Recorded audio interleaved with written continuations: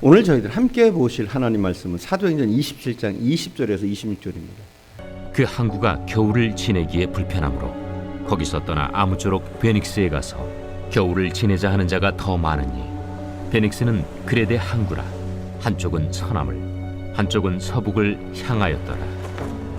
남풍이 순하게 불매 그들이 뜻을 이룬 줄 알고 닻을 감아 그레데 해변을 끼고 항해하더니 얼마 안 되어 섬 가운데로부터 유라굴로라는 광풍이 크게 일어나니 배가 밀려 바람을 맞추어 갈 수 없어 가는 대로 두고 쫓겨가다가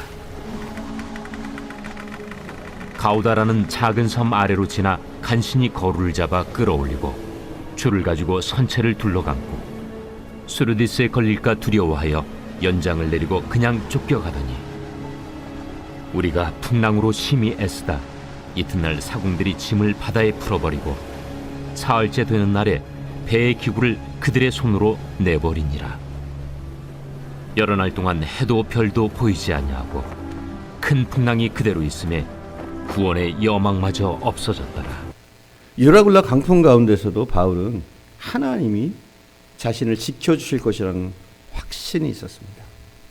그가 가는 길, 그 길은 혼자 가는 길이 아니었습니다.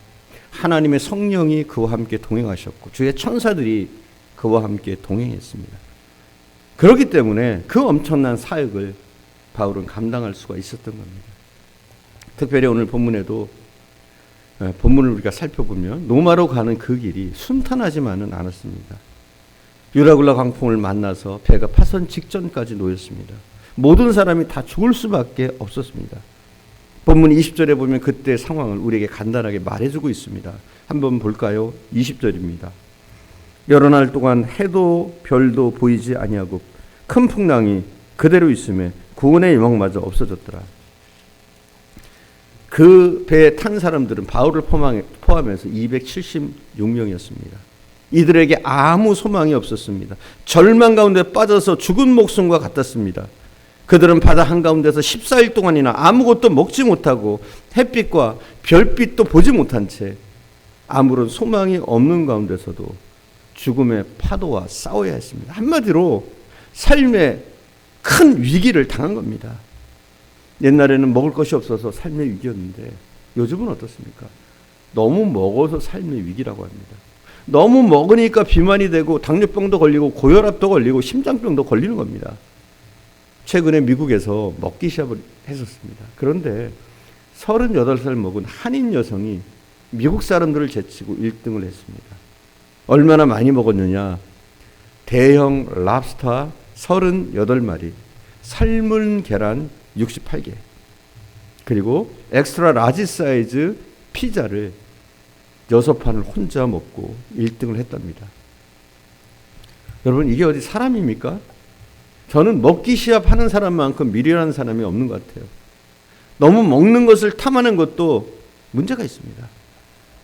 로마가 세계를 시비할 때 로마 사회가 얼마나 탐욕스러웠는지 음식을 먹고 이내 손가락을 입에 집어넣어서 도로 토했다고 합니다. 왜냐하면 다른 음식을 더 맛보기 위해서 그렇게 했다는 거예요. 먹고 오바이트하고 먹고 오바이트하고 이러기를 반복하는 삶, 이렇게 인생이 추해졌을 때 삶의 위기를 당하게 되는 겁니다. 우리가 읽은 본문의 말씀은 사도 바울이 아무것도 먹지 못한 채 절망 가운데 빠져서 지칠 대로 지쳐있는 그들에게 주님이 주시는 음성을 가지고 소망과 용기를 주면서 격려하는 내용의 말씀입니다. 바울은 이렇게 얘기합니다. 이제 여러분 안심하십시오.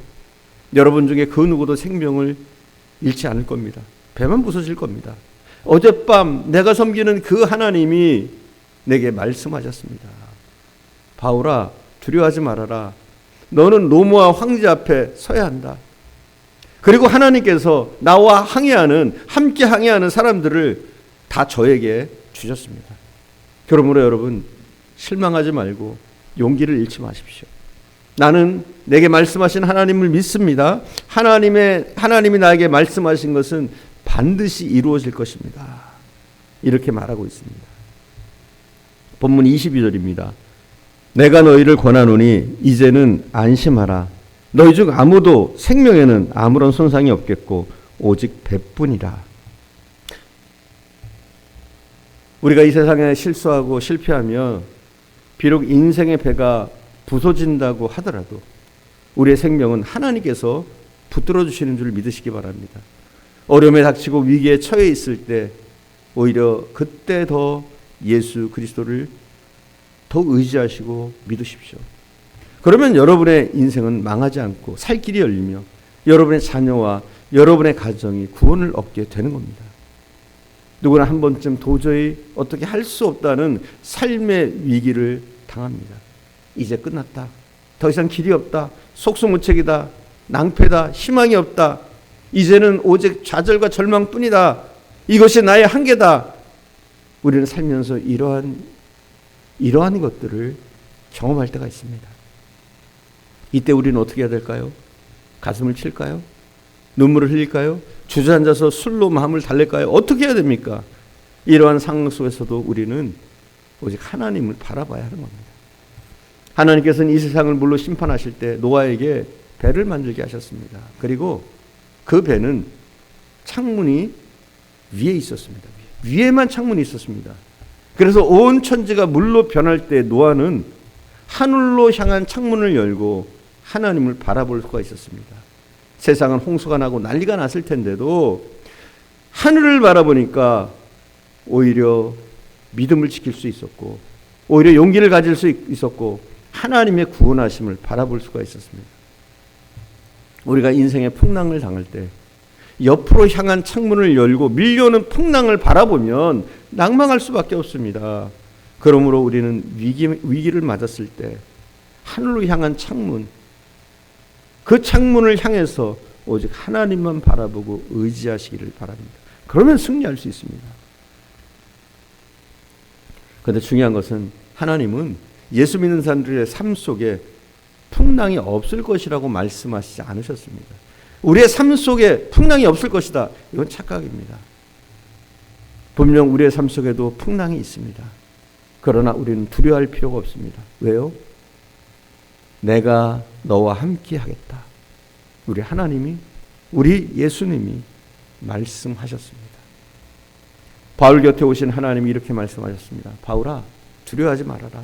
너는 이제 로마 황제 앞에 서야 한다.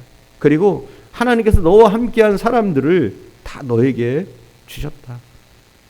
너는 이제 배에 탄 사람들에게 생명을 붙드시는 주님을 증거해라. 이렇게 말씀하시는 겁니다.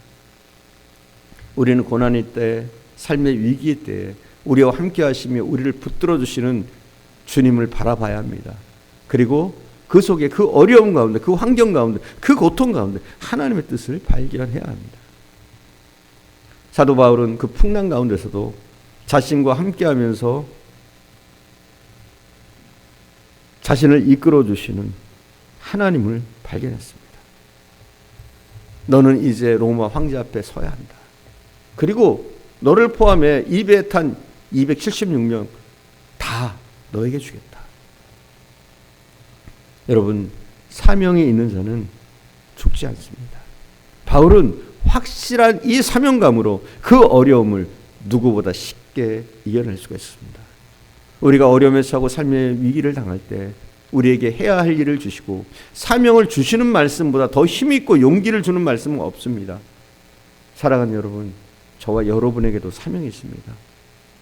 자녀들을 위해서 기도하고 여러분의 가정을 살리며 가족들을 축복받도록 해야 되는 사명이 있습니다. 여러분의 가정 그냥 우연히 그런 가정을 이루게 된 게 아닙니다. 하나님은 여러분에게 사명을 주시고 그 가정으로 보내셨습니다. 여러분의 자녀, 남편, 아내 그들을 온전하게 세울 사명이 있습니다. 그리고 우리는 하나님이 교회를 세우고 이웃들에게 예수를 전하면서 그들을 하나님께로 인도해야 될 비전과 사명이 있습니다. 여러분에게 그 사명이 있는 한 하나님은 여러분을 죽거나 망하게 하지 않으실 겁니다. 기어코 여러분이 사명을 이룰 수 있도록 여러분을 인도하시고 지키시고 함께 하실 겁니다. 그렇습니다. 사명 있는 사람은 절대로 망하지 않음을 믿어야 됩니다. 바울의 사명은 로마 황제 앞에 서서 복음을 전하는 것이었습니다. 그렇기 때문에 파선의 위험 속에서도 하나님은 바울을 비롯한 그와 함께한 사람들을 구원하십니다. 결국은 사명이 그를 살게 한 것입니다. 사랑하는 여러분, 여러분도 사명이 있다면 절대로 망하지 않습니다. 그 사명을 감당하며 산다면 반드시 하나님은 지켜주실 것입니다. 그러기에 여러분의 일생을 그냥저냥 헛되게 보내지 마시기 바랍니다. 사명을 찾아 그 사명을 감당하며 살아가시는 생애가 되시기를 축원합니다. 그러면 하나님은 우리 앞길을 지키시고 보호하실 겁니다. 기업을 하시는 분도 마찬가지입니다. 단순히 먹고 살기 위해서 기업을 하는 것이 아니라 주를 위해 뭔가를 계획하고 행하는 사업체가 되도록 하시기 바랍니다. 그러면 분명 주님이 인도하십니다. 주님이 친히 경영하십니다. 다시 말하면 내가 운영하는 그 기업이 주님의 일을 감당하면 주님이 내 사업체를 맡아 운행하신다는 사실입니다. 이것을 믿으시기 바랍니다. 바울은 자신 때문에 여러 사람을 살리는 사람이었습니다. 그는 복음 전도를 통해서 여러 사람을 살렸습니다. 그러기에 그의 주변에 있던 사람들은 바울 때문에 살아난 것입니다. 파선 직전 배에 탄 사람들도 바울 한 사람 때문에 산 것입니다. 만약 그 배에 바울이 타지 않았다면 그 배는 침몰했을 겁니다. 여러분이 탄 인생의 배는 누가 함께 타고 있습니까? 가족이 함께 타고 있고 직장의 동료가 함께 타고 있고 여러 이웃이 타고 있습니다. 그렇다면 그들 때문에 여러분이 살고 있습니까? 아니면 여러분들 때문에 그들이 살고 있습니까? 여러분은 살리는 사람이 되어야 됩니다. 여러분 때문에 수많은 사람이 살아야 됩니다. 여러분 때문에 구원 얻은 사람은 과연 몇 명입니까? 우리는 이 땅에서 정확히 알 수는 없습니다. 그러나 하나님 앞에 가면 분명하게 알 수 있을 것입니다. 내가 구원한 사람, 내가 전해서 복음을 전해서 믿게 된 사람, 그렇게 내가 구원한 사람이 있을 때 우리는 하나님 앞에 섰을 때 부끄럽지 않을 겁니다. 기도하겠습니다. 사랑하는 주님, 유라굴라 강풍 가운데서도 하나님께서는 그 배를 지키신 줄 믿습니다. 바울과 함께한 그 사람들까지도 하나님이 구원하신 줄 믿습니다. 바울 때문에 수많은 사람들이 살아났고 바울 때문에 수많은 사람들이 예수 믿고 복음 가운데로 나온 줄 믿습니다.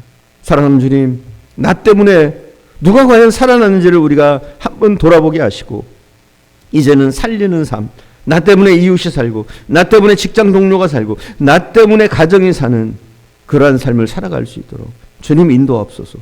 오늘도 함께 하신 주님께 감사드리며 우리 구주 예수님의 이름으로 기도드립니다. 아멘.